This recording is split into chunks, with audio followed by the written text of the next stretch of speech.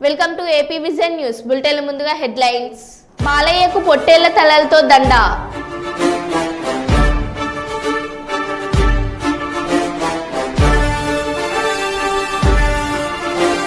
ఏలూరు ప్రభుత్వ హాస్పిటల్లో గర్భిణీ స్త్రీల కోసం వచ్చిన కుటుంబీకుల దీనస్థితి.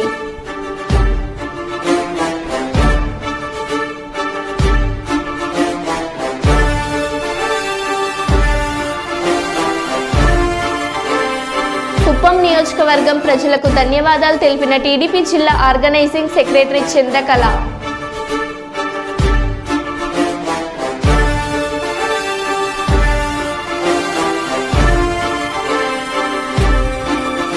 అర్హత లేని ప్రైవేట్ క్లినిక్లపై కొరడా జలిపిస్తున్న రాష్ట్ర వైద్య ఆరోగ్య శాఖ.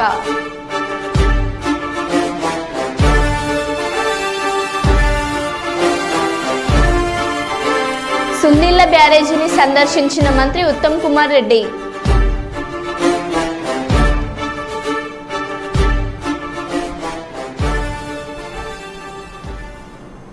ఇక వివరాల్లోకి వెళ్తే, అర్హత లేకుండా ఆసుపత్రులు నిర్వహిస్తున్న 4 క్లినిక్ల నిర్వాహకులపై ఎన్ఎంసీ చట్టం 34/54 సెక్షన్ల కింద కేసు నమోదు చేసి ఆసుపత్రులు సీజ్ చేశారు. మరో 3 ఆసుపత్రుల నిర్వాహకులు తనిఖీల బృందాల రాకలను పసిగట్టే ముందు వాటిని మూసేసి పరారయ్యారు. అయితే ఈ ప్రాంతంలో ఇదో క్లాస్ బిజినెస్గా మారింది. తనిఖీ బృందాల రాకను గుర్తించిన మరో 3 క్లినిక్ల నిర్వాహకులు ముందే మూసేసి పరారయ్యారు. వీరిపై కూడా చర్యలు ఉంటాయని వైద్య ఆరోగ్య శాఖ అధికారులు తెలిపారు. ఫస్ట్ ఎయిడ్ క్లినిక్లను నిర్వహించేవారు డాక్టర్లుగా చెలామణి అవుతూ ప్రజలను మోసం చేస్తున్నారని, ఇలాంటి వారిని నమ్మి ప్రజలు మోసపోవద్దని సూచించారు.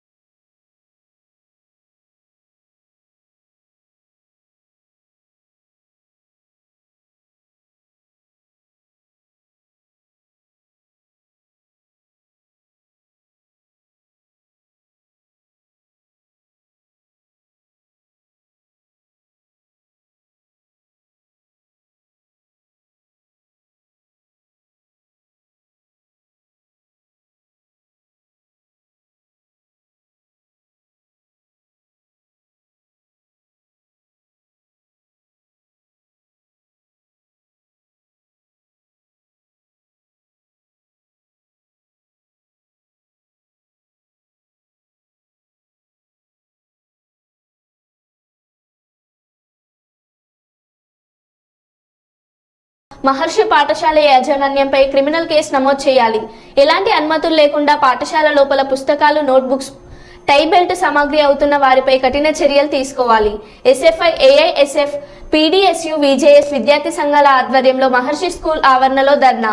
యాజమాన్యానికి విద్యార్థి సంఘాల నేతలకు తీవ్ర వాగ్వాదం. సంఘటన స్థలానికి చేరుకున్న పోలీసులు మరియు విద్యాశాఖ అధికారులు. విచారణ చేపట్టిన అధికారులు ఖచ్చితంగా చర్యలు తీసుకుంటామని, పుస్తకాలను సీజ్ చేస్తామని హామీ ఇచ్చారు. ఎలాంటి అనుమతులు లేకుండా పుస్తకాలు అమ్మడమే కాకుండా విద్యార్థి సంఘాల నేతలపై దురుసుగా రౌడీయిజం ప్రదర్శించిన మహర్షి యాజమాన్యం.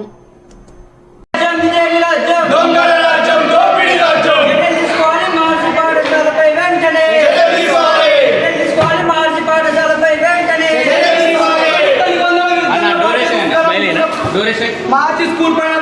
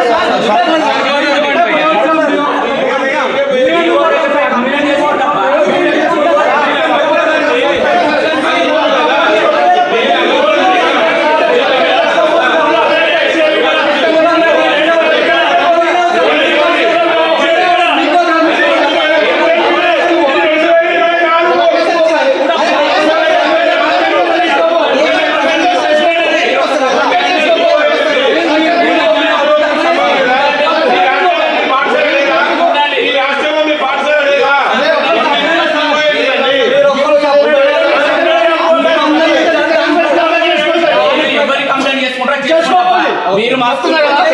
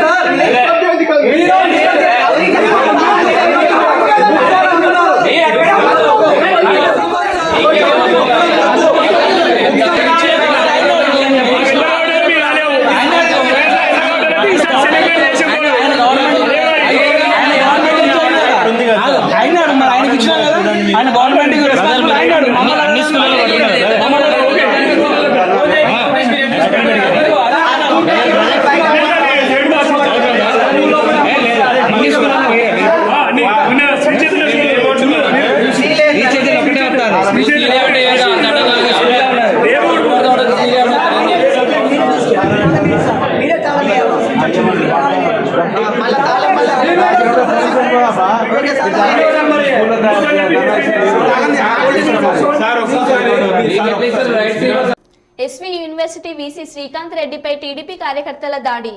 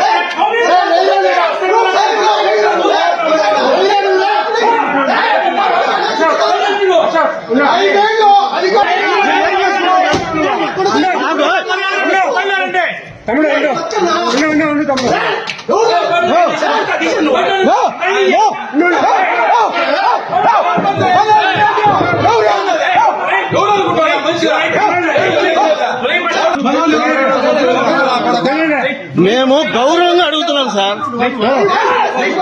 రావద్దు సార్.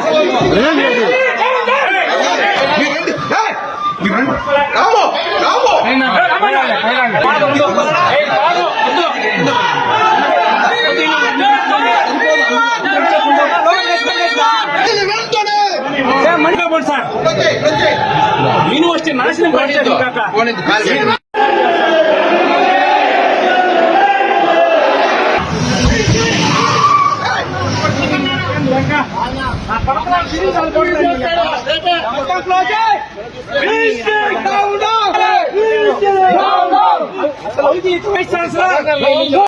హిందూపురం ఎమ్మెల్యేగా హ్యాట్రిక్ విజయం సాధించిన నందమూరి బాలకృష్ణకు అభిమానులు వినూత్నంగా శుభాకాంక్షలు తెలిపారు.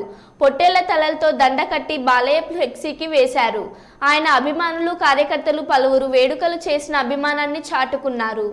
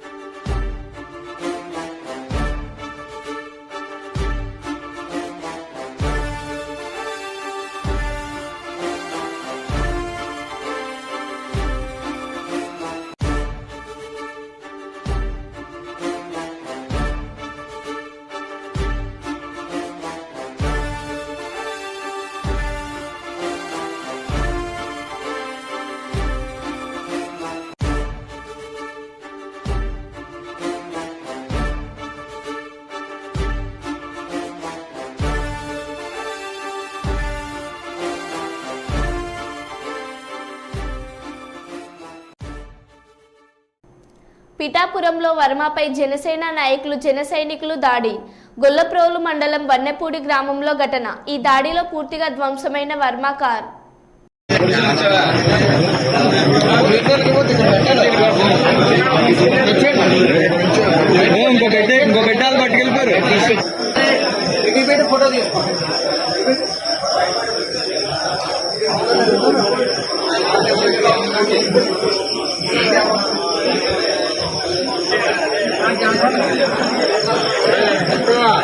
చెప్పాను.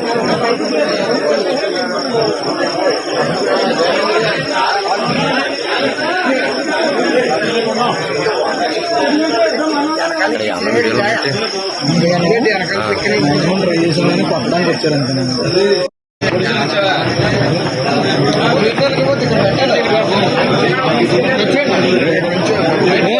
ఇంకో గడ్డాలు పట్టుకెళ్ళిపోయారు. ఫోటో తీసుకో.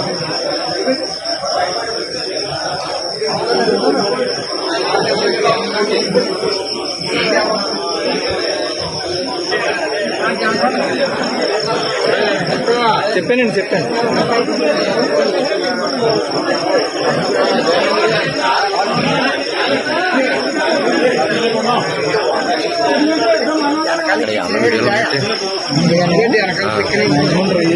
చెప్పడానికి వచ్చారు అంతేనండి. కర్నూలు జిల్లా అదోని పట్టణంలో టీడీపీ నాయకురాలు గుడిసె కృష్ణమ్మ స్వగృహం నందు విలేకరుల సమావేశం ఏర్పాటు. ఈ సమావేశంలో వారు మాట్లాడుతూ అది నియోజకవర్గంలో ఉన్నటువంటి ప్రజలకు మరియు నాయకులకు కార్యకర్తలకు ప్రతి ఒక్కరికి ఓటు వేసి డాక్టర్ పార్థసారథిని గెలిపించినందుకు అందరికీ కృతజ్ఞతలు తెలిపారు. అదోని నియోజకవర్గ ప్రజలకు మా మీద నమ్మకం ఉంచి మేము మంచి చేసే ఆలోచనలో ఉన్నామని, మీ నమ్మకాన్ని మేము ఎప్పుడు ఒమ్ము చేయమని, అదోని అభివృద్ధి చేసి చూపిస్తామని అన్నారు. గుడిసె కృష్ణమ్మను ఓడించినంత కాదు, అప్పుడు మాకు ఇంత చైతన్యం లేదు. మా బీసీల్లో చైతన్యం లేదు, మా ఎస్సీల్లో చైతన్యం లేదు, మా మైనారిటీల్లో చైతన్యం లేదు. 2004లో మీరు ఏ విధంగా గెలిచారనేది ఆదోని ప్రజలు ఇప్పటికీ కూడా చర్చించుకుంటున్నారు. నిజంగా చెప్తున్నాం, ఈరోజు విజయం ప్రజల విజయం. డాక్టర్ పార్థసారథి గారిని ఓడించాలని అనేక మంది ప్రయత్నాలు చేసినా కూడా ఈరోజు ప్రజలు ఆయన తరపున నిలబడ్డారు. డాక్టర్ పార్థసారథి గారు, ఆయన మీద ప్రజలు పెట్టుకున్న నమ్మకం ఈరోజు గెలిచింది. ఆయన్ని ప్రతి కుటుంబం ఎవరైతే ఓట్లేశారో 2,50,000 మంది ఓట్లేశారో వాళ్ళందరూ కూడా పార్థన్నని, ఎమ్మెల్యే పార్థన్నని తమ బిడ్డగా, తమ తమ్ముడిగా, తమ అన్నగా ప్రతి ఒక్క ఫ్యామిలీ తీసుకున్నది కాబట్టి ఈరోజు ఆయన ఇంత ఘన విజయాన్ని సాధించారు. మేము కూడా ఇంత మెజార్టీ వస్తుందని అనుకోలేదు. ఖచ్చితంగా 5,000 లోపలే మేము గెలుస్తామని అనుకున్నాం. కానీ కని విని ఎరగని రీతిలో ఈరోజు ఇంతటి విప్లవాత్మకమైన తీర్పుని ఇచ్చిన విశిష్టమైన ఆంధ్రప్రదేశ్ ప్రజలకు కృతజ్ఞతలు తెలియజేసుకుంటున్నాం. అదేవిధంగా భవిష్యత్తులో కూడా మేమందరం ఆదోనిని డెవలప్ చేయాలి. ఎన్నో సమస్యలు ఉన్నాయి మా పైన. మేం